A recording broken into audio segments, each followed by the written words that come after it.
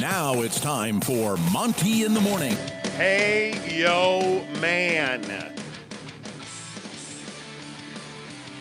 Hello. It's Friday. Another next Friday. Yep. November 19th, 2021. And a week from now, I'll be asleep at a beautiful resort in Maui, and you won't. Sleeping with the window open, listening to the ocean. Let's go. Getting over a pina colada hangover. I am super stoked. I am ready to leave today, right now. We've got a lot to talk about today. And stuff. Utah is going duck hunting. Yeah, I said it. It's not insensitive. It's just the truth. Wow. It's going to be that. This is that Friday. Yes, it is. Where it feels like next Tuesday. Yes, it is. Like it is. This has been an incredibly long week. The Yelpatory has absolutely stood on my balls all week long. Being, yeah, it's, oh my God, that is so true. Thumbs down, murder everybody. Terribly vexed. Yeah, because this week has just been that week. Yeah. And I think, you know what I think it is? Knowing that we're going on vacation, I truly believe that this is one of those deals where I'm on short timer syndrome. Biggest kick in the balls you'll ever get. That's it. That's the whole deal. I feel like this is short timer syndrome. Meaning that I can smell the Lays and not the chips, like the Lays and the flowers and stuff.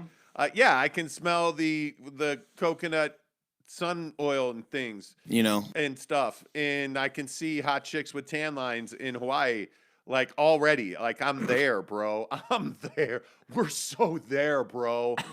Yeah. Shaka, brah. Like, I'm ready. I'm ready right now. So, like, that's short timer syndrome. When you're already on the beach. Yeah. And you're already in the pool. Your computer's already turned off. Yeah, exactly. It's not even on anymore. You ain't checking that email. Yeah, see, I'm not the guy. I'm not that guy either. If you want me to, like, be engaged while I'm on vacation, nah, that's not happening. Yeah, it's I'm not. out. Yeah. I'm out. Monday is my last day of work for the entire month, and then I have 2 weeks in December, and then I'm out. Yeah. I'm out. I'm going to probably go hurt myself on a mountain somewhere, snowboarding. We might have to go back to Mammoth, dude. I mean, seriously. By the way, before we talk about duck hunting, can we just have a discussion about the fact that there's no snow? Yeah. Like, anybody seen snow? Can somebody call, like, Frosty the Snowman and hook it up? Because there is no snow here. I don't even know. And it's nice to see our good friends in the Cottonwoods finally able to make snow. It's cold enough now that they've been able to. Donnie. Wow. Donnie. I just joked to myself. Hello. It's cold enough that they've been able to turn on their snow guns. But you were saying there's like some La Nina stuff. Yeah, basically the reason there's no snow is because the Pacific Ocean is warmer, and it's basically pushing a high pressure front, and so that's not allowing Salt Lake City to get weather, essentially. Yeah, sure would be nice if we got some of that weather. Yeah. And it sure would be nice if it was cold and snowing tomorrow at Rice-Eccles Stadium. And that's because the Oregon Ducks are in town. A preview of the Pac-12 championship game by most people's opinions. We'll have the Utes taking on the Ducks, and there's going to be a lot of interesting facets to this game, Jake. But one of the more fascinating storylines is this Kyle Whittingham rumor that just won't go away, that Kyle Whittingham is retiring after this season. Now, if you watch this show on a daily basis, you know we've been talking about this since September. When we first heard the rumor, we talked about it again in October when we heard that rumor again. And then Sports Illustrated decided to get on the bandwagon yesterday, apparently, and report that the rumors are heating up that Kyle Whittingham will step away from college football after this season and call it a career. And I think it's very interesting that all of this is coming up on Oregon week when you're essentially playing, if you're Oregon for a spot in the college football playoff, and if you're Utah, you're playing to lock up the South and auto bid yourself to the Rose Bowl. Jake, this is a huge weekend for the Utah Utes. Yeah, and I think for Kyle Whittingham as a football coach, it is there's it is a huge weekend. There's no doubt about it. I mean, it's everything you want as a football coach. It's everything you want as a football player, and I think that the way this season has gone down is obviously very different, but it's also an amazing story, and they have the opportunity to finish that story and to really cement Whittingham's legacy. I think there's no questioning what Kyle Whittingham has done at Utah.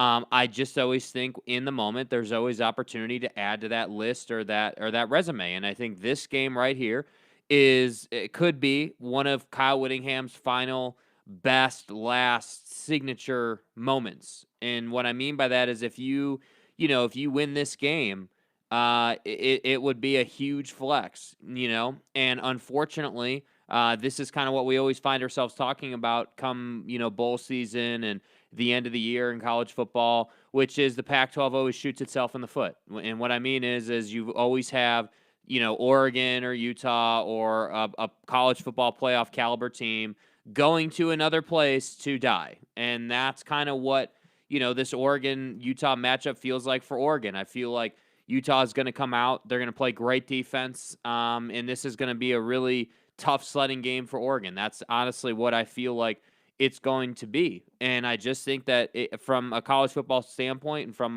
a Pac-12 conference standpoint, it's unfortunate. As a fan, it's amazing. This is going to be a phenomenal game. If you're not sitting down, turning on ABC, what is it, 5:30, I think it is. If you don't have this game on your TV, I don't know that you're a football fan. I mean, this is everything you could ever want. So, yeah, I think this is a huge game for Kyle Whittingham with the retirement rumors around. But I don't think we should be sitting here saying, okay, this is his last game ever. I think we need to see what happens in this game. Because if I know Kyle Whittingham at all, I know that he's not going to want to go out on a losing foot. So we'll see. Yeah, I think it is really interesting. You talk about a guy like Kyle Whittingham and his legacy. And that's such a heavy conversation because for a guy like Whit who's accomplished so much at Utah, just over the last decade alone, like you think about who this program, what this program has turned into since Kyle Whittingham took over, and you think about things like his legacy, and you start thinking about, what's left for Kyle Whittingham to prove, and I don't know that there's a whole lot left for him to prove. I would love to see the Utes get to a Rose Bowl. I'd love to see the Utes win a Pac-12 championship. And I'd love to see Kyle Whittingham go out on the highest of notes. But, Jake, it seems like this year has been so tumultuous, and really the last calendar year has really just been soul-crushing for Kyle Whittingham. He talked about that this week on ESPN, about just how difficult the last year has been. Mm-hmm.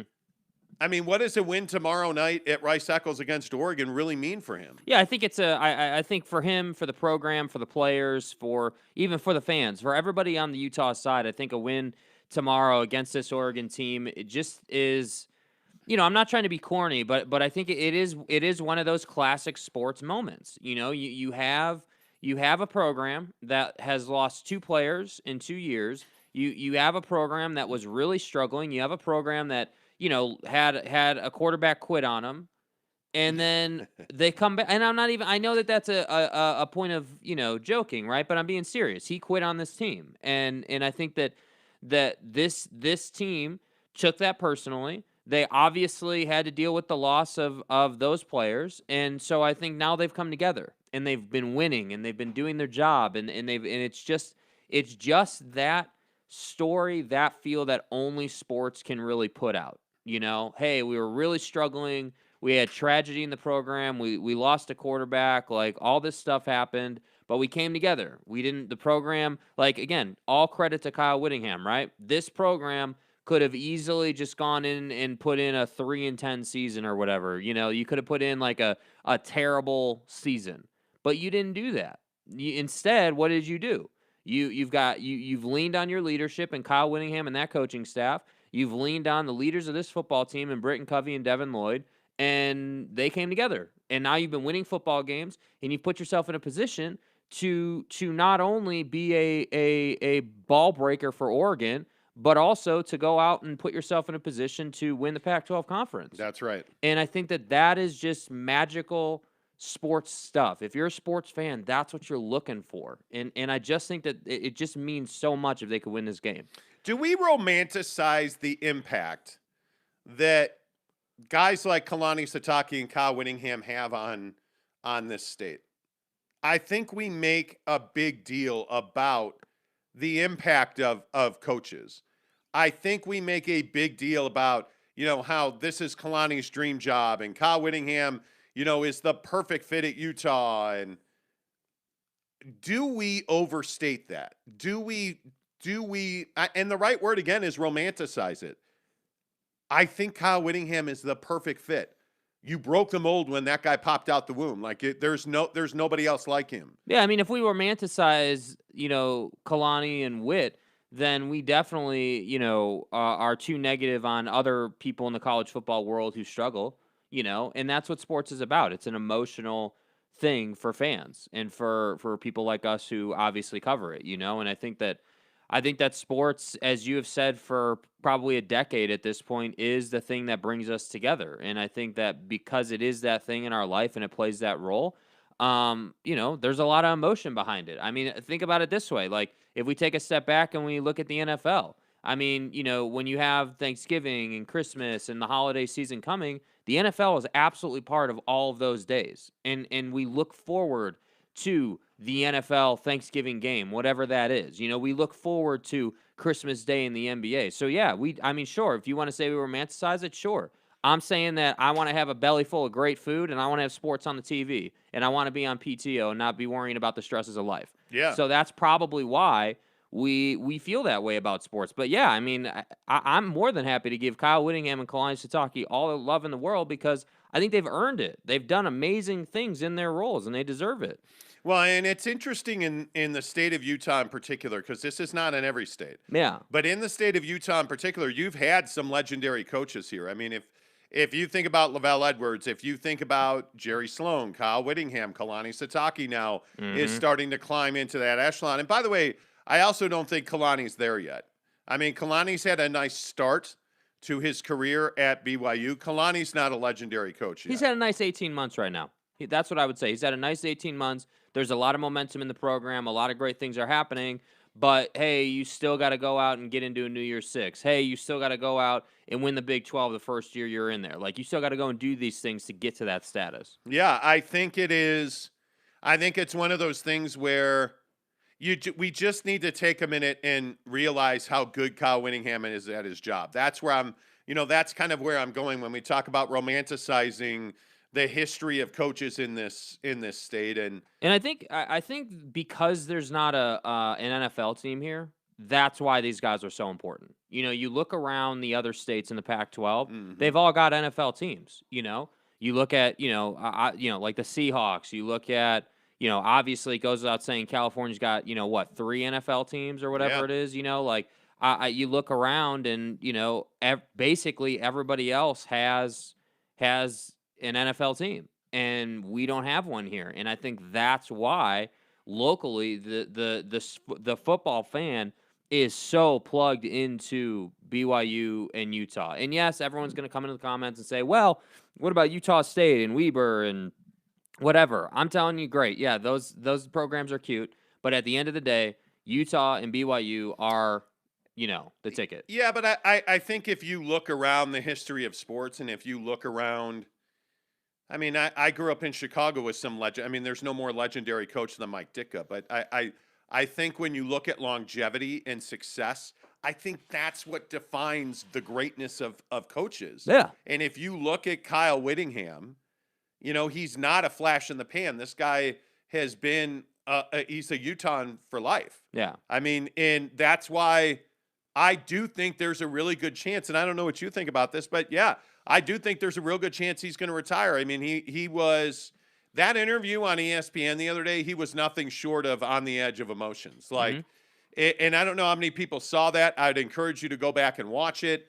But Kyle Whittingham was on ESPN the other day, and he was straight up emotional. Yeah, and I think he's been that way most of the season, and I think that, he we mentioned Monday on the show, I think it was, that Kyle Whittingham, the way he's talking in interviews – without saying that he's going to retire, he's basically saying he's going to retire, which is like, Yeah, it feels that way. just Yeah, some of the yeah. comments he's been making, and so I don't think it's a negative or certainly anything that he should be criticized for. I think that Kyle Whittingham has been an amazing, pillar in the community for many years now. I don't even know how long he's been the head coach at Utah. Ever, I mean, it's been a minute, but I just think that we shouldn't start like back in, what did you say it was, October, when we did the first video on if Kyle was September. or September.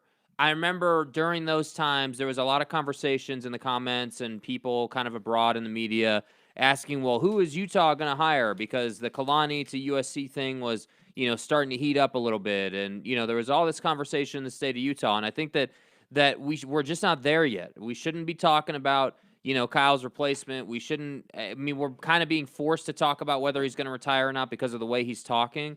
But I just think right now when you're playing Oregon and you're in a huge week, that's what we should be focused on. And I think that Witt deserves that. If you're a Utah fan and you're thinking, okay, what does Kyle Whittingham really deserve right now? He deserves us to pay attention to Oregon and put off the retirement talk until their season's over with. And I would agree with that. That's just what I think it is. Well, and I think it's always difficult when you start hearing rumors like this. You start talking about replacements. Yeah. And it is nothing short of disrespectful. It's a but snowball how effect. do you not? Yeah, it's a snowball effect. Oh, my God, Kyle Whittingham's retiring. Okay, well, hey, if he's gone, well, hell, who's going to replace him? I mean, it's just a natural progression of the conversation, which is why I say, hey, yes, I think there is a 60% chance he retires probably. It's definitely better than 50-50. I think he's definitely leaning towards it.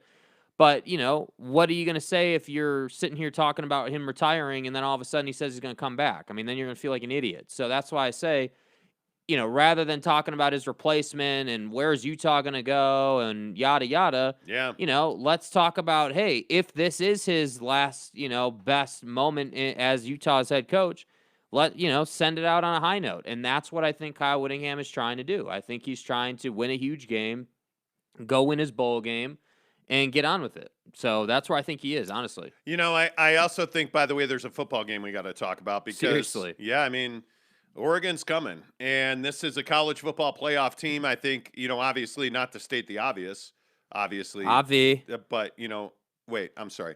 At the end of the day, Facts. Yep. Not to state the obvious, this is the game of the year. Mm-hmm. And for Utah, this is the game of the year.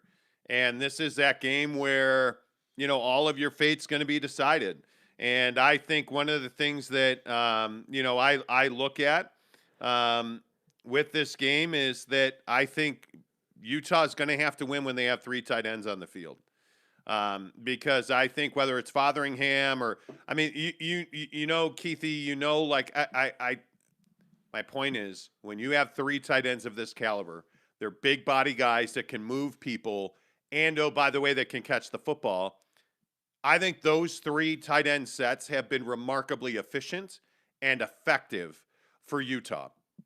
And if they're going to beat Oregon, my opinion is, Jake, they're going to have to do that with three tight ends on the field. Yeah, and the reason they need to do it with three tight ends on the field is because they need to get Kayvon Thibodeau, moving. You can't just have him sitting in the box waiting for your running backs. And I think that, when you have these sets where three tight ends are on the field, it allows you to be creative. Obviously you could run out of that. Obviously you can pass out of that. And I think that you have to be to beat a defense like Oregon, you have to keep them guessing. You got to keep them on the back foot, and because if they know you're going to run the ball, you're not winning that down. And Right. I think that you have to be creative. So it's not just about Tavion Thomas or Micah Bernard, right? It's not just about Cam Rising. Like it's about an offensive game plan that keeps the Oregon defense guessing, because I just believe that Utah's defense is quality enough to stop Oregon's offense. The question is going to be,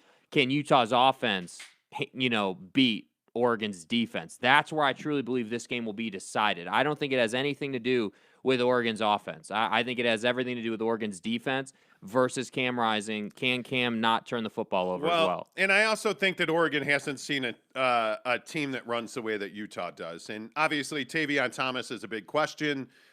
Is he going to play? Most people expect him to play. But I mean, He's playing. You can't tell me he's going to miss this game. he didn't play against Arizona. Yeah, I just I mean, and it's the funny thing is, who knows what the injury is. yeah, and that's the tough part. He's a game time decision. So we'll see. I think he's gonna play. But he has 2 straight games with 160 yards and 4 touchdowns. Like, Tavion Thomas is a stud, and he's arrived, and we've been waiting for him to arrive. And now that he is here, my God, he has just taken over the running back spot. And now Pledger did a nice job against Arizona, but Tavion Thomas is your go-to. He's your workhorse. That's the guy that you have to figure out. And I also think Nick Ford needs to be healthy and effective, because he is a guy that, obviously he got hurt late in the Arizona game, so you worry about that a little bit. But I would guess that he would be good to go. I think he said on ESPN the other day that it was cramping is what took him out of that game. And if that's true, you would think he'd be good to go. I just think anybody on this roster right now who's got an injury that they could work around or work with while they play is going to play. I mean, this is one of those games, again, going back to that whole idea of, like romanticizing or anything like that. This is your game of the year. This is where you make your stand. Guys like, Tavion Thomas, like you got to play. I mean, you have to. If there is any, even if you're 30% of what you can be as a running back, you got to do it. You just have to. It's what you do as a leader of a football team when you're in a big game. Like against Arizona, that's why you're not going to play in that game if you're hurt. Okay, it's Arizona. We should handle them. Well, I also wonder, do we find out who this Utah defense really is? Because obviously I think we all realize this is not the same Utah defense that we have been accustomed to with Kyle over the last decade, but this is still a pretty good defense. And I'm curious, how will Utah do against the run? Because I think we both agree that if Oregon runs for 200 yards, they're going to win this game. This game's over already. Yeah, they're going to win this game if they run for 200 yards. And I think that's the thing that Utah's going to have to figure out. You're going to be down a corner, obviously, but you need to figure out how do you step up and stop the run against a pretty complex Oregon offense. Yeah. That's my biggest question. Yeah, I mean, I think if you're Utah's defense, a lot of, obviously Utah is defensively is not what they usually are, but I think if we're just talking logically, generalized football conversation, not Utah specific, but just as a football defense, what you have to do to win ball games for your team. I think it's number one, it's gap assignment in the run game. So you have to be disciplined with what you're supposed to be doing. You need those guys to do their job. And so that's the first thing you want to look for on the first play of the game. Are these guys in the gaps at the right time? Number one. Number two, when the pick opportunity happens, when the ball is in the air and the DB is there for Utah to catch that football and make the interception, do they catch the ball or do they drop the ball? Because there's no room for dropping an easy interception in this game. But I'm telling you, there will be opportunities. I truly believe that. I think there will be opportunities in this game if Utah executes well for them to turn this Oregon offense over. I think that will happen. But it's a question of if you catch it or drop it. Because we've seen, like with BYU, we've seen that many times. We've even talked about it, how the ball skills in the secondary really hurt them. So for Utah, they need to take advantage of those things. Well, and I also think the other thing that really comes to mind is, what does Anthony Brown pull off against this Ute defense? Mm-hmm. Because he's not a prolific passer of the football. I don't think there's anybody that's going to make a Heisman argument solely based on his 2,030 yards. But I think that's an opportunity for the Utes defense. That's exactly what I'm talking about. Well, but I also think he brings a certain complexity. I mean, this is a guy that can run for, between 40 and 75 yards a game on you if you allow him to. Yeah. And I think that's where they really get dangerous. If they run for 200 yards, he generally is going to have 50, 60 yards on the ground on his own. Mm-hmm. And Dye, I think we all know what Dye can do. But I think you're going to see that Utah's going to dare Anthony Brown to beat them with his arm. And I think there's some risk in that. Utah, I think, wants to be physical. I think Utah likes to win games in the trenches. And I know that sounds so cliche, but I think this offensive line has really taken a huge step forward. I think that you've gotten A lot of that is Cam Rising. I think his ability to understand where this offensive line is, because when your offensive line's not executing very well, and let's be honest, the offensive line at Utah has had a lot of struggles early in the season when Quitter quarterback was in there, but now that Rising's in there, I think you're seeing he's getting rid of the football more quickly. He understands weaknesses on that line and which way he has to favor. So my feeling is anyway that Utah's going to win this game. Mm-hmm. And I think Utah's going to win this game somewhere along the lines of a 38-27, 38-24 game. Yeah, 38 feels heavy against Oregon in this game. That'd be my only. I do believe Utah's winning this game. If Tavion Thomas plays, they're going to score 35 points. Yeah. If Tavion Thomas plays, I am very confident that they will score 35 points. Yeah, I don't doubt that could happen, first of all. But my feeling, my instincts, based on, reading and watching and looking at this game, I feel like this is a close game. I feel like this isn't a game where either of these teams are going to get away. I don't feel like this is like a 10-point victory or even a touchdown victory. I feel like this is a 35-31, a 35, like a one-score, real close kind of game. And I do think that Utah pulls it out in the end. I think that Utah wins this game, ends Oregon's season. It's that kind of storyline on Monday. Yeah, I think it's really interesting just looking at some of the numbers. Just looking at some of the numbers in this game, I think it's going to be very close until the end. And I think you're going to see that.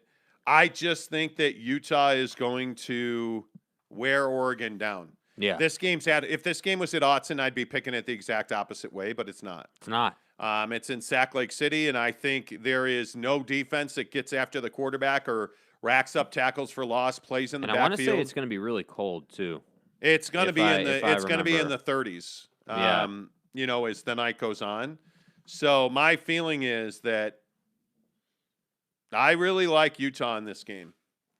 And if I think 35-28, 38-27, 35-28 is where I'm going to stick. Okay. I'm going to go 35-28. The rain is not necessarily the issue that I think for Oregon. I do think the cold is going to play a larger factor because there's a chance of precipitation. But it's going to be in the low 40s, high 30s for that game. So yeah, I agree. I think I'm with you. I don't think it's more than 40 points. I think it's like 35, 31. I think it's in the low to mid 30s. I think it's a one possession game, and I think that I think that Utah's defense, they're winning this game with defense. To be clear, they may have a big offensive night, but the defense is going to have to make a play to stop Oregon and win this game. That's on it. That's just how I think the game is going to play out. And I think a lot of people have gotten lost in the line on this game that Utah's such a home favorite. What does the line actually mean? Yeah. The line actually means nothing. To me, Oregon's a very, very good football team. I think Utah's a little better than Oregon at home. And that's why I think Utah's going to win the game. Cody Strickland says, "Good morning, men. What's up?" He says, "It's cold as heck up in Tooele." You're a Tooele man. I didn't know that. He says, "But no snow." James Knight says, "Does Mrs. Monty know we can see her in the reflection?" Yes, she's well aware.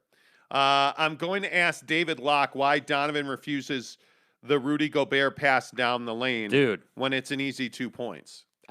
Because it's a confidence issue. It's a confident thing. Rudy Gobert, everybody got all bonered over, the Eurostep. Can you measure it? If Rudy Gobert puts the ball on the floor, he has not shown an ability to score. So guys are a little reticent to give him the ball when his back's to the basket. The only guy who does it regularly is Mike Conley. Mm-hmm. That's it. Brandon Christensen says, Kyle Whittingham was pretty emotional in one of his recent press conferences when he was asked to reflect on his time at Utah, so very likely he could retire at the end of the season. I agree with that. CJ, good morning to you. He says, "Good morning, guys. It's crazy people aren't giving Oregon a chance." I think people are very much giving Oregon a chance.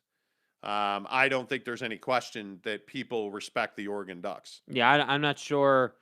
Not that I'm criticizing you. I just don't know where you saw that or what you're seeing. I don't know if that's just like Twitter activity or whatever, but anybody who covers college football is giving Oregon a good chance in this game. I think the conversation isn't that Oregon's getting blown out. They're not getting blown out. Oregon is going to be in this game late, and they're going to have a chance. And I think that's why I say I just truly believe that this game is going to come down to Utah's defense. They're going to have to get that stop with 2 minutes left in the fourth quarter to kind of seal the game. Like they're going to be in that kind of position, and frankly, I don't think you could ask to be in a better spot. Hey, we're ahead. It's late. We're leaning on our great defense to win us a game. I think if you're Kyle Whittingham and that team, that's where you want to be. Yeah, and I simply say, and this is just my opinion, I simply say that the respect factor and the reason people are leaning towards Utah is because Kyle Whittingham is a hell of a coach, with a hell of a reputation. Hell yeah, he and so to me, I mean, he's earned that respect. Yeah. Clint Griffith, what's up? Good to see you. People knock Kyle, but compare what Kyle does with what he gets to that school to the other schools in the conference. Kyle is a stud and a legend. Oh, yeah, Kyle Whittingham is a legend. He's going to be a legend in this state for decades, dude. Yeah, and his ability, he really, listen, from being the original BCS buster to, creating a pipeline from Florida to Utah, going into Texas, California, really bringing a national feel to Utah recruiting and bringing in the best athletes, really leveraging the JUCO system, now leveraging the transfer portal. Kyle Whittingham, it has made Utah football what it is. The unfortunate thing is he's never embraced the quarterback position. And Kyle Whittingham is a conservative offender who usually has a stacked defense. And I think it's hurt their ability to grow in the Pac-12. That is the one knock that I have for Kyle Whittingham. He never embraced an explosive Jackson Dart type quarterback who can come in, run the ball, throw the ball, and just be the guy. Do things for you. He's never embraced that. Your best player's always been on defense. And so I think that's been the one knock against him. Eric C. says, Phil Jackson, Pete Carroll, Bruce Bochy over here. We wish we had Jerry Sloan. Yeah, I would agree with that. I think, we've all in our generations had great coaches. I mean, if you look at, you mentioned Phil Jackson. Think about Pat Riley before that. You look at the Clippers. Oh, wait, the Clippers have never had a good coach. Anyway, my point is. Kick a person when he's down. Yeah. I think no matter what you're a fan of, I've had, some great coaches that I've been around. I mean, Bruce Bochy is one of the best managers I've ever been around. But seeing guys like Bochy, Tony La Russa, Phil Jackson is easily head and shoulders the best basketball mind I've ever spoken to. There have been some legendary coaches in our generation.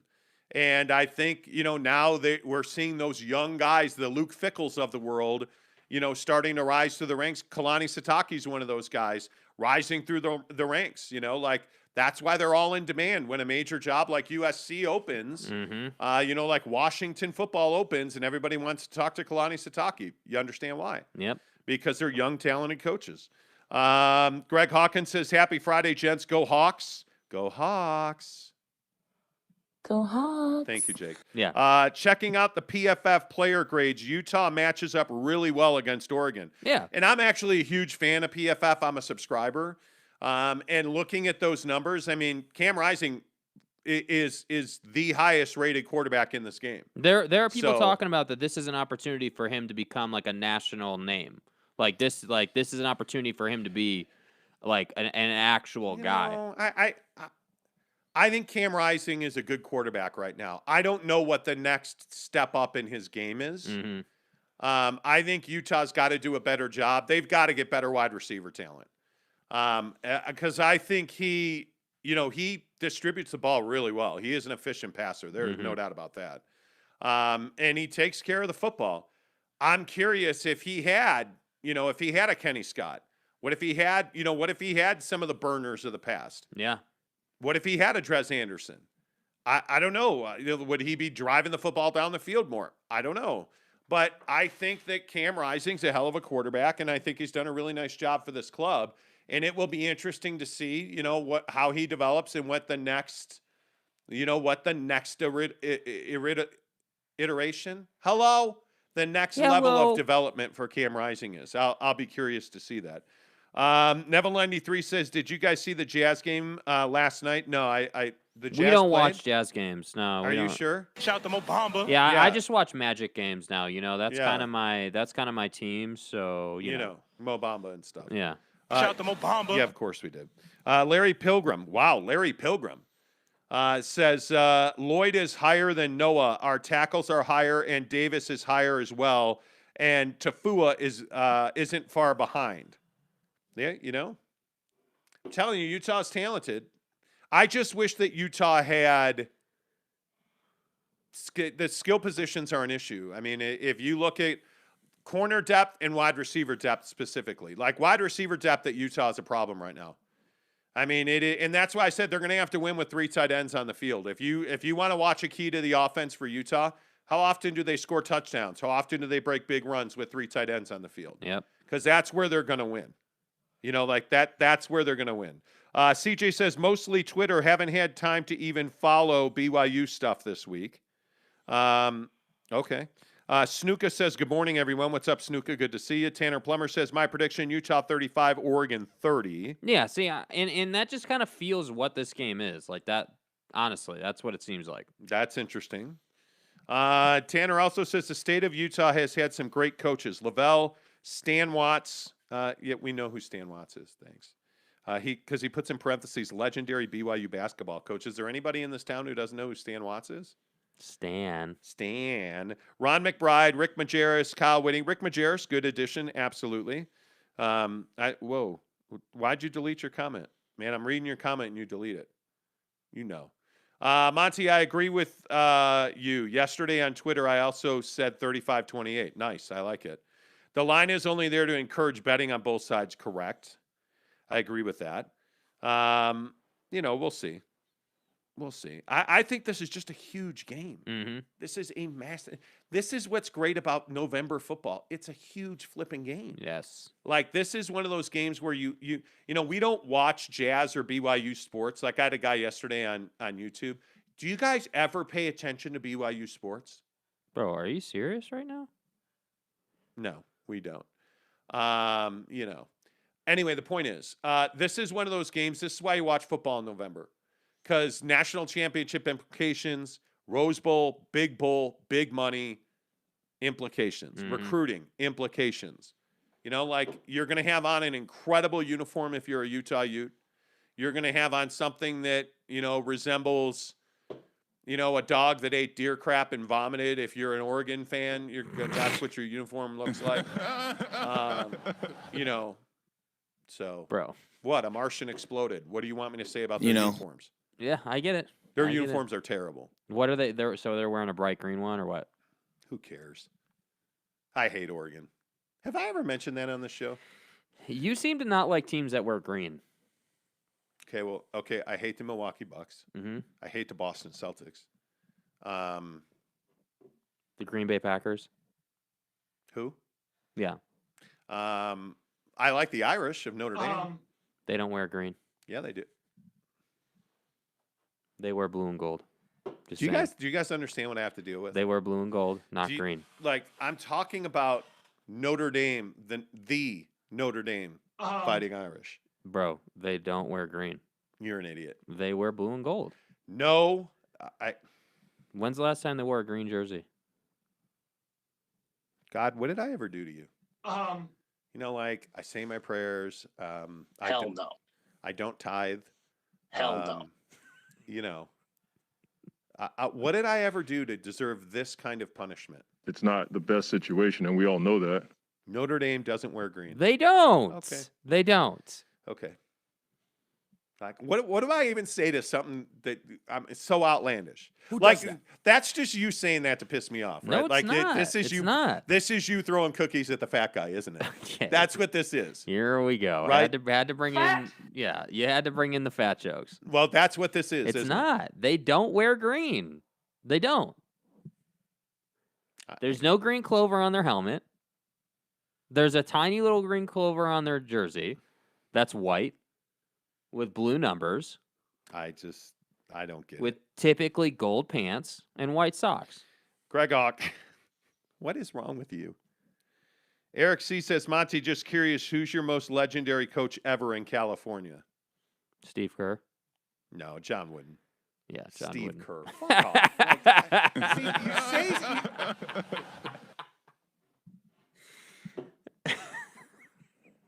I mean, like, I don't even know how... He's got 3 championships as a coach. Why? What? Like what? I'm wondering. Did I go Snoop Dogg and sell my soul to the devil? Like, I'm trying to figure this out. I said, who's the most legendary coach in California? You said Steve Kerr. Bruce Bochy? You're an idiot. Tanner says, wait, Monty, is that why you hate the Philadelphia Eagles? No, everybody hates the Eagles just because, well, they're the Eagles. Oh, I know. Jim Harbaugh. Shut up. All gas, Stop no it. break. Fat Jesus says, of course they don't watch BYU. They're too busy watching the Jazz. See? He gets it. Yeah. Eric C says, damn, Steve Kerr. LOL. Exactly. Exactly. I like, Greg Hawkins says, it feels like Nike is pulling a sick joke on the Oregon admin and everyone is pretending that the Emperor still has no clothes. Seriously. Because the Emperor would go nude rather than wear an Oregon uniform. Like, it's not good. It's not good. I agree the splattered paint thing was a fail. That was ugly. Okay, well now, so you took your meds and you're back to normal now. I mean, if meds are caffeine, sure. Idiot. Well, Notre Dame doesn't wear green. Facts. Show me a green Notre Dame uni. Are you kidding me right now? No, I'm not doing this with you today. I am not doing this today. 3/4 of this is inaccurate. An idiot. Just Google search Joe Montana Notre Dame, and it's the only thing you ever need to know. Okay, that's Joe Montana like 50 years ago. Guy, I'm talking they wear about that jersey current day. twice a year. And what do What they are wear? you What do they talking about? wear every other week? Well, but you didn't say. Oh my God. They're not a green team. They're Hey, not. Good news. We're giving away this Xbox, and we're going to give it away on the same day that our new co-host for me starts. Makes me want to puke. We're hiring somebody to replace Jake. It's probably next question. Yeah, it's probably going to be Steve Kerr. Anyway, Yeah, the point is, Hey. what is wrong with you? What's wrong with you? Anyway, He does have 3 championships. I know as a you're coach. just screwing with me on Notre Dame. How can you say they don't wear green? Like, and you're serious? Yeah, That's what I I'm think. dead You're serious. 90% of the time, they don't wear green. How are they a green That's team? not what you said. That's not what you. And they're the Fighting Irish. I have a clover on my wrist. What color is it? Huh? It's green. What is wrong with you, man? That's like saying the Yankees don't have pinstripes. Like, what are you talking about? Enough of that crap. All right. So, Rudy Gay burned the building down last night by scoring 20 points and hitting a bunch of threes. It's Friday. Like, this, it needs to be next Friday already. The Jazz wear green. God. Like, Rudy Gay wears green. He hit 27 threes last night, and the Jazz blew out the Raptors. Yeah. The most exciting thing about Rudy Gay is he allows the Jazz to play small ball. Yeah. That's the most exciting thing. Mm-hmm. I think it is. Yeah. Greg Hawkins makes a good point. A quick Google search of green Notre Dame uniforms pulls up endless results. Yeah, that might be true, but that doesn't mean okay, here's my point on the green jersey thing. I'm glad you said this, Greg. So the Eagles wear green every single week. No, they don't. Yes, they do, Oh my bro. God. Yes, they do. No matter what, they've always got some form of green on. Green jersey or green pants. Or, they have green as part of their uni every week. Right? Notre Dame's jersey setup, 9 weeks out of 10 weeks, is gold pants with a white or a blue uni and a gold helmet. I really don't know how to break this to you because you don't watch Notre Dame football. I am well aware of that. Expecting this one.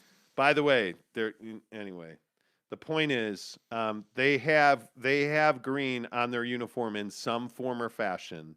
Anyway, the point is they have all green fucking uniforms, man. Like their whole thing. Right, but that's my point. I'm not saying they never wear green. I'm saying they're not a green team. I'm saying they're not a green team.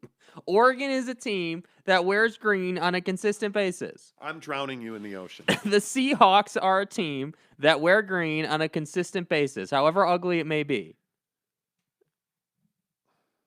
I'm just going to stop. Anyway. So the Jazz played well. So did Rudy Gay. Cool. They can play small ball. Like, I just don't understand this argument. Where does this come from with you? We didn't plan this. You go from they never wear green. We're arguing over Notre Dame right now. Yeah. You ruin I really this show don't care if you think on it's a daily sus. basis. And then you bring up the Seahawks. Who wants to talk about the Seahawks? We're talking about teams that wear green. Like, why would you bring up the Seahawks? By the way, this all stemmed from, teams that you hate that happen to wear green. That's where this came from. Yeah, I would agree. But then you're like, oh, well, but I like Notre Dame. Yeah. Yeah, but Notre Dame almost never wears it. No, oh my God. I can't. Go to their website. Look at their mascot, for crying out loud. Go Hawks. They're Irish. Anyway. All right. Good talk. You're such an a-hole. Yeah, I've been immunized. Yeah, exactly. Yeah, play Aaron Rodgers drops now. I hope his toe gets gangrenous and falls off. That would be green. Idiot. He's got a toe injury now. Yeah, well, Can we get back to normal NFL games this weekend, by the way? Last weekend was one of the worst weekends ever. Do you realize the number of casinos that lost 7 figures last weekend in the NFL? It was they got their ass kicked. record-breaking. Yeah. Record-breaking losses. Yeah. In October 8th, 1921, ND wearing green jerseys for the first time against Iowa. Facts. 1921. Okay, great. I never said that they never wear green, dude.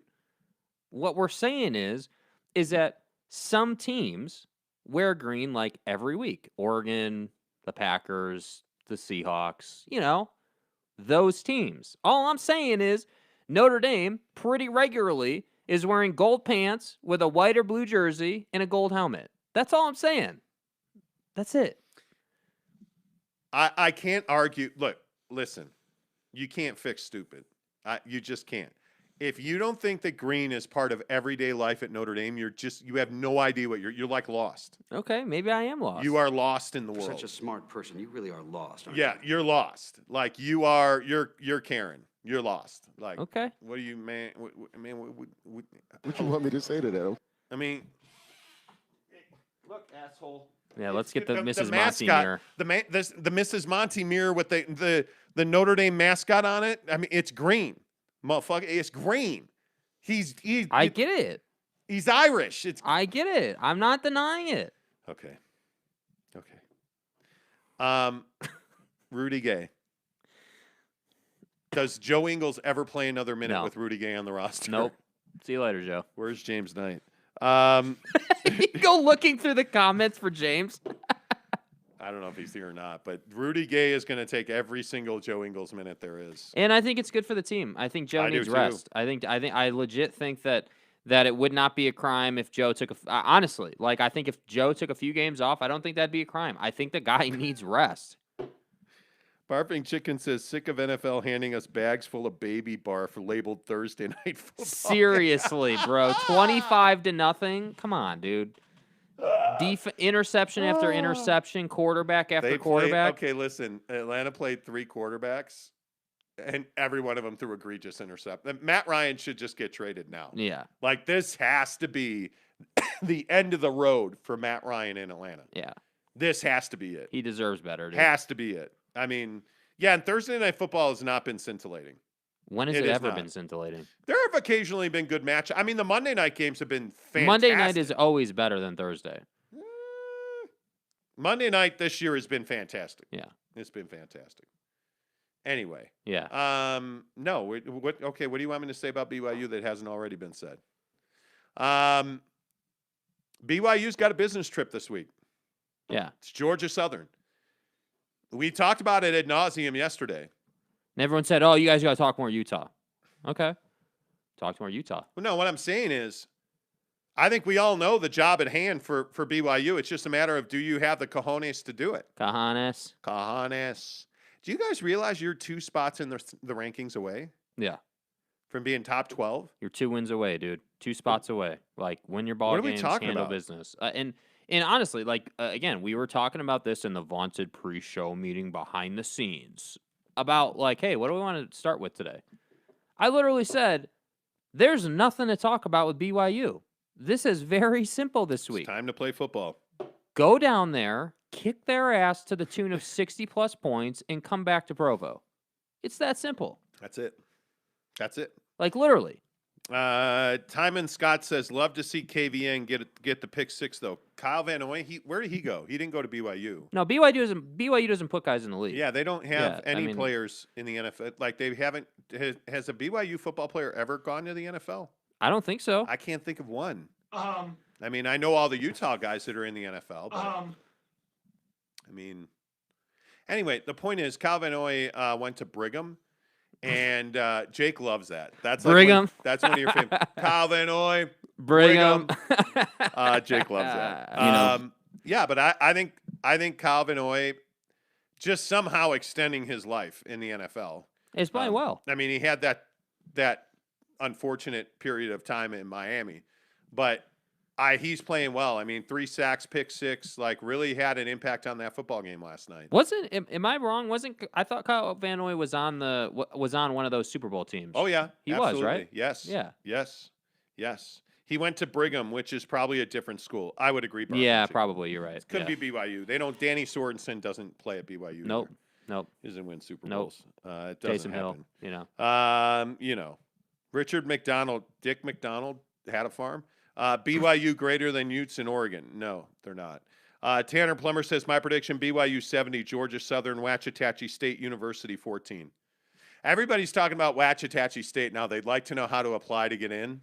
Any insight on Waxahachie, the good old Waxahachie? Nah, you just got to know some people. Hit me in the DMs. Might be able to pull some strings. Yeah. Did you guys see the picture of Tyler Huntley and Tyson Williams sitting together in the Ravens photo? I did not see that. I did not see it. But, Tyler Huntley, I wonder when Tyler Huntley leaves there to go and get it. Richard McDonald says, records would disagree with you, sir. Well, the record for Oregon wouldn't disagree with me. So. What are we talking about here? Records for what? BYU being better than Oregon. I mean, listen. Why do you have to do this as a BYU fan? Yeah. Why is it necessary? You beat Utah. Enjoy that for 3 years. Enjoy that. Like, the thing I don't understand is why this is what BYU fan does. I think Oregon would beat BYU. I do. And here's the thing. And this is a legit question. Would BYU beat Utah again? Man, I'd love to see that game, bro. I would love that. If it was played right now, can't, in quitter noodle arm, linguine thrower isn't your starting quarterback. Can't tell me that BYU and Utah isn't a one-possession game at the very most. Like, it's a great football game. Why do we have to continue to be, BYU's better? Well, maybe they're not. They're not better than Oregon. I can tell you that right now. I think BYU and Utah are even right now. Snuka says, I bet Waxahachie State's a green school. They actually are. They wear green every week. See, the stuff that you start on this show that, like, it just hangs around like a fungus. And you're spinal. Back is broken. Oregon, BYU beat Utah in football and Oregon in basketball. Just facts. So what is? But that doesn't mean that BYU football would beat Oregon in football. I'm missing the logic. Yeah, there is none. Greg Hawkins says, "Go Hawks." Okay. Yeah, for real. Like, come on, dude. Come on. When she says that, yeah, she's probably talking to Greg Hawkins. Probably. I think Greg Hawkins, that was like Ciara sending you like a secret message. Go Hawks. Yeah, she wants you, Greg. Like, Go Hawks. She's not. She has an affinity for Filipino TV stars. Which, by the way, Greg Hawkins is a big-time TV star. For those of you who don't know, so we appreciate you being here. Facts. Casey Finlandson says you have to go to that fake high school that played on ESPN to be accepted into Waxahachie State. Bishop Sycamore. Yeah, Bishop Sycamore, and you have to have like a GED. They won't take a diploma. Yeah. So GED's only here. Greg Hawkins says, I feel like she's really there with me. Yeah, Go man. Hawks. That's your bed she's laying in, bro. Let's go, baby. Anyway. Yeah. Anyway. What are we non-sporting today? I went to the chiropractor yesterday. Okay, first of all, before we get into what the chiropractor did to you, how do we feel about chiropractors generally speaking? I think it's practor to practor. Is that like a real thing? I think it's chiropractor to each chiropractor is different. Now, I went to the Joint at the district, and they had like 3 chiropractors there, and you're just like, okay, roll the dice. Well, okay. That's not what that. What the hell was that? That is not what that hand motion meant. You roll the dice and you hope for the best. My point is, I got a little eccentric gentleman who straight up said to me, I don't know if my arms are long enough to get around your torso. Did he just call you fat? Yeah, that's exactly what I said. We joked and laughed, and he was uncomfortable with it. Which you love. I do. But he did a good job, like I asked him not to crack my neck, so of course the first thing he did was crack my neck, which is loud as F in your ears. I hate it. But it frees up your neck, like you know. A lot of motion there, huh? I can turn my head. Yeah, wow. But I do think chiropractics is an important part of being physically right. Mm-hmm. Because I can tell you right now, I don't know whatever's going on in my upper chest. Like, there's this spot, like I popped my collarbone. I broke this collarbone back in the day when I was a young, spry gentleman, and my asshole brother jumped off of a radiator because he thought he was Jimmy Superfly Snuka. Yeah, I know what time it is. Yeah, and broke my collarbone, and my mom didn't believe me and sent me to my room because I was crying. I had a miserable childhood. Anyway, the point is, and like the other day we were doing, what were we doing? Shoulders. We were doing shoulders the other day. Shoulder raises. When it popped? Yep. Is that what it was? No, I popped it. I pulled your arm and popped it. No, Baho. I was doing the shoulder thing and it like popped. And then I had Jake yank my arm and it like popped back. But yeah, I think that absolutely chiropractors work. Okay. And I think that this guy just physically assaulted me for 20 minutes. Was elbowing my hamstrings into my butt. And he said to me, that the issue is you have a pretty significant imbalance. He's like, you really need to stretch more. He said, because your hamstrings are flexible. He said, but your hip flexors, because I was telling him, I'll take a wrong step once a year and tweak my groin. And he said, that's not your groin, that's a hip flexor, and it's because you don't stretch them. So you need to stretch your hip flexors, and he showed me how to do that. And he was telling me about doing these wall stretches that I'm already trying to do. But yeah, it was a physical beatdown. I'm going to go back Tuesday morning and get another crack in. But I absolutely think chiropractors make a difference. Yeah, me too. I don't go to them often, but yeah, I mean, when you go, you always feel better. Yeah, everybody's into this BYU Utah thing now. Oh, God. Richard McDonald says the Cougs are undefeated against the Pac-12. Is Oregon? Love the show. Keep up the great work. Oregon's not the Pac-12. Oregon went to Ohio State and won. Oregon has consistently backed it up on the field with the exception of one bobble against Stanford. Oregon's a legitimate team without C.J. Verdell. They're still running people for 200 yards. Yeah.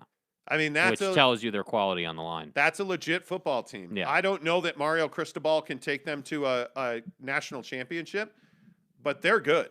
They are legit good. Mm-hmm. And you're gonna see tomorrow night just how good they are. I mean, Utah. If you come to Sac Lake City and beat Utah, and I keep saying Sac Lake City on purpose, if you come to Rice Eccles and win, that's a major accomplishment. Because that place is gonna be lit. It's gonna be loud. It's gonna be cold. It's a home field advantage for sure, and one of the best. Yeah. So we'll see. Provo Pit Barbecue says BYU or Utah now depends on which team would show. The BYU that played Boise State or the BYU that played Utah earlier, meaning the guys that are out on defense in the O-line are all back and healthy. Well, we'll see. I think that BYU's biggest issue is in the secondary. I think their linebackers continue to play great with Chaz Ayu back on the field. I think they're a more dynamic safety linebacker group. But I think injuries have been an issue for both teams. So, yeah, like I said, I think they're even. That's what I truly believe. I think at their best, I think they're even. They're even. I think BYU and Utah are even at their best. I agree with that.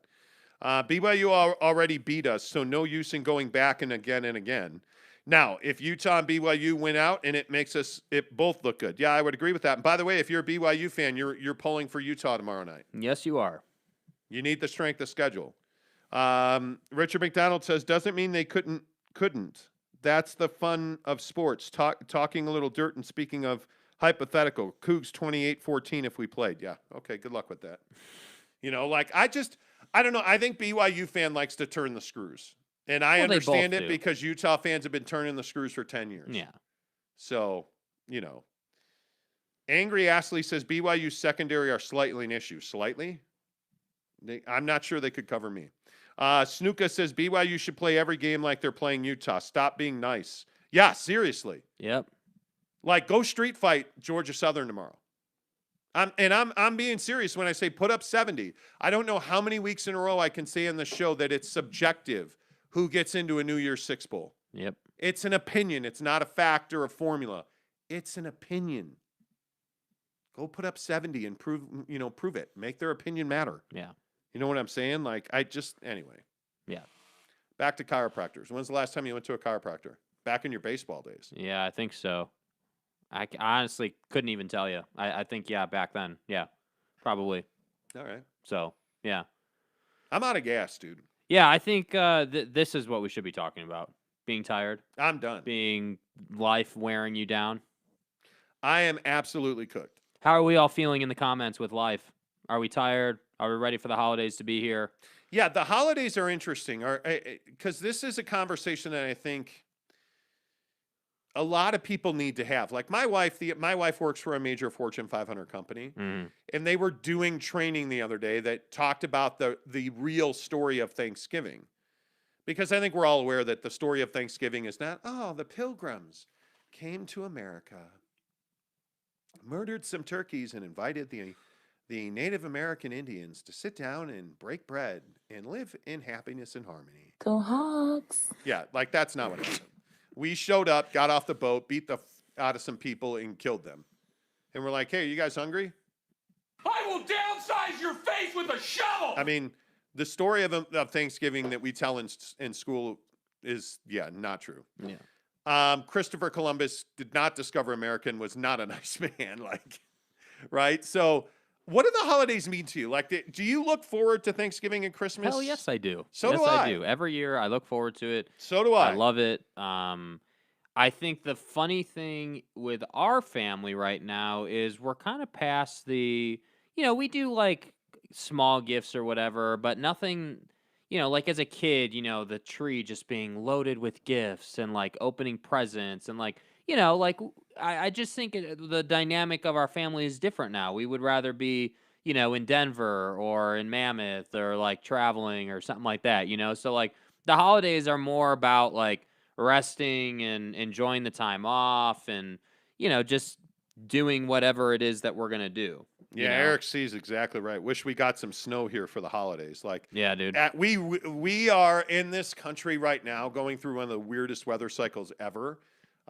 You really, if you're Tahoe, Denver, obviously Park City, Salt Lake City, we need snow. Like industries are dying right now. We are on today's supposed to be opening day at Park City Mountain. Not happening because they don't have snow.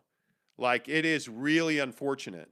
That there has just been a lack of precipitation. And I think that's going to continue. I'm really worried about this season, especially November, December. I mean, November's lost at this point. Yeah, it's over. So it'll be interesting to see, like having been to Mammoth, it's not like Mammoth's got feet of snow, but their snow guns have been on them a lot much longer, and they have a lot more actual snowfall than Utah does. So, you know what? I think it's one of, we all associate different things with the holidays. For me, obviously, I love getting together with people. I like being around people. Thanksgiving, we're going to be at Mama's Fish House in Maui. That's going to be interesting. Which we've been waiting to do for 2 years. Yeah, historically, we have, when we live in Salt Lake City, we generally are up at the canyons snowboarding, and they have a great Thanksgiving feast up there. But that hasn't been available because of COVID.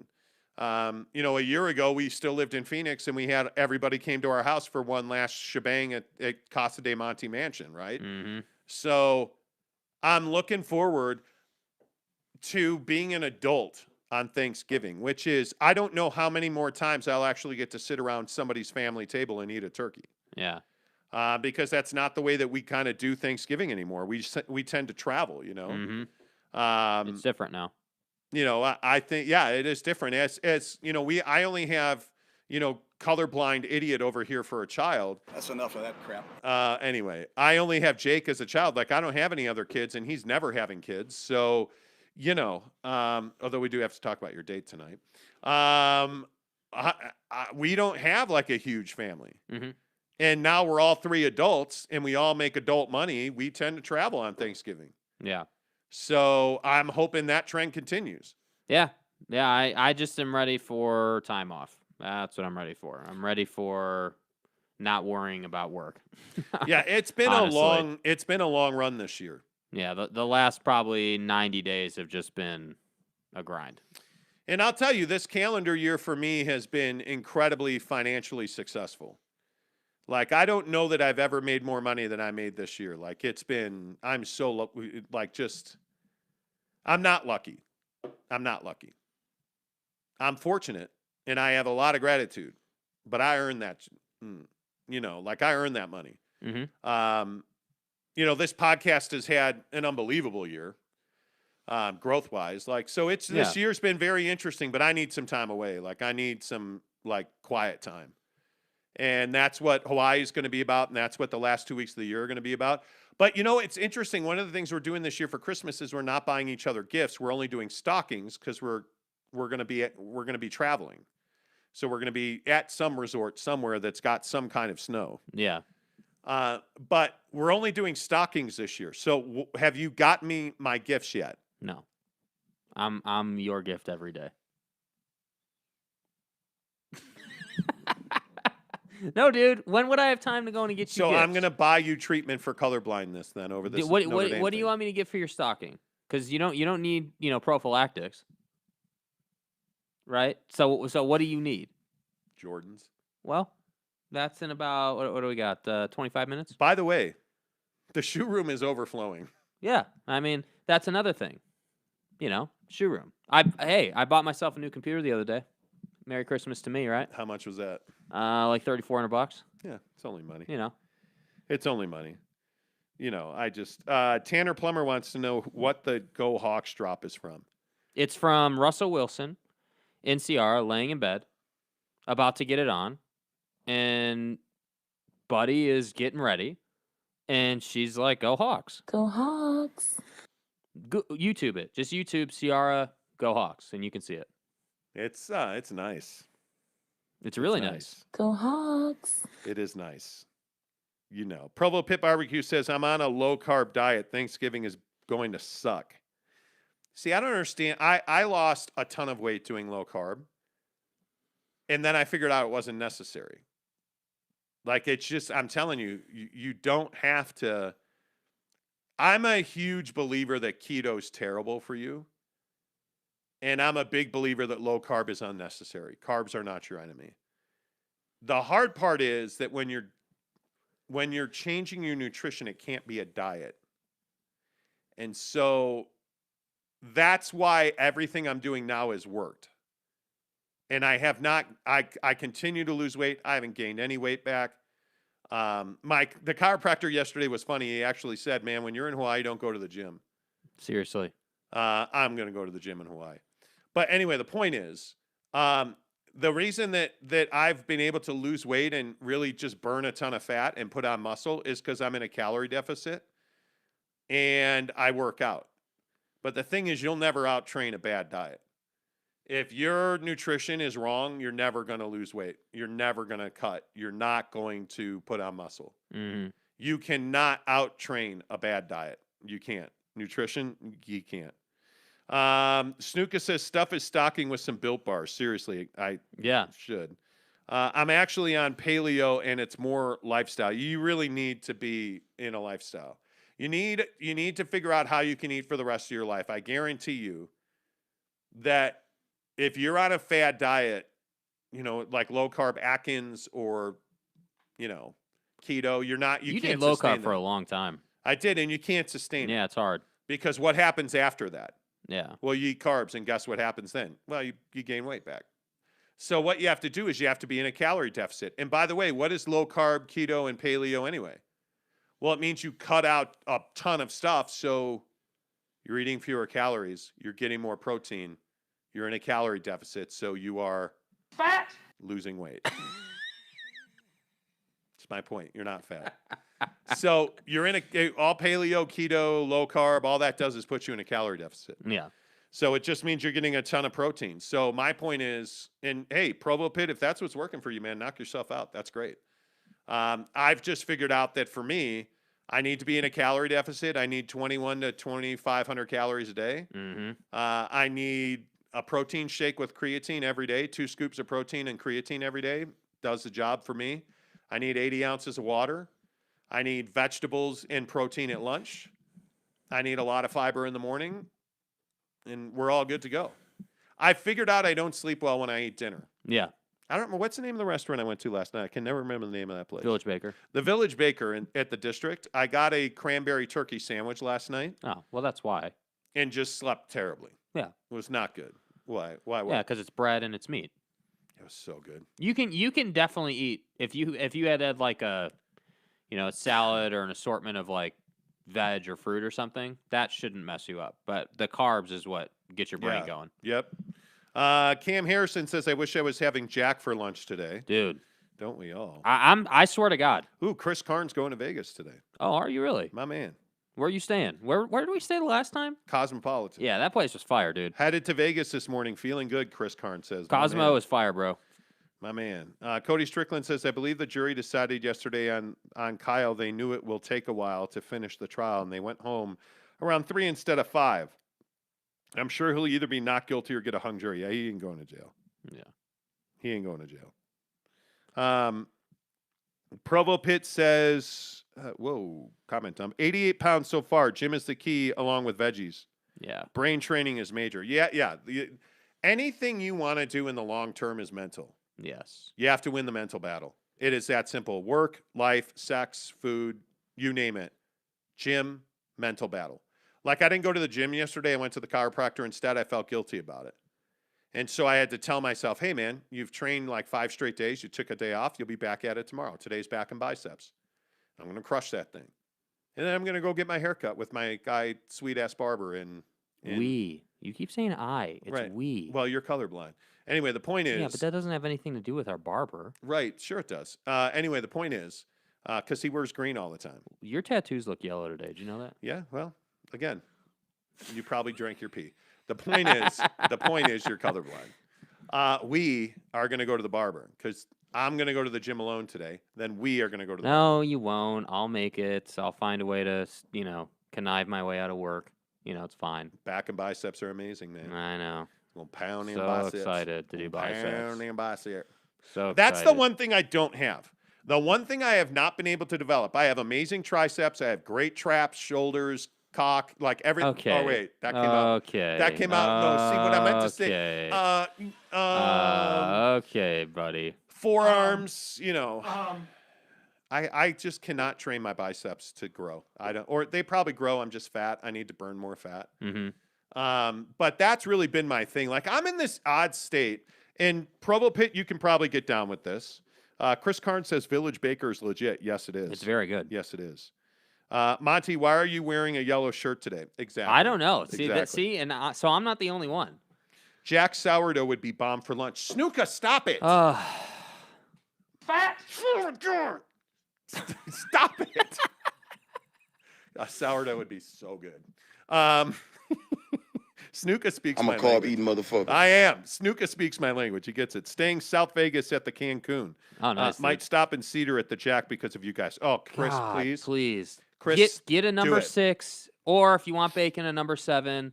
Do not get curly fries. Don't go half-ass on it. Get the regular fries and get a shake for me.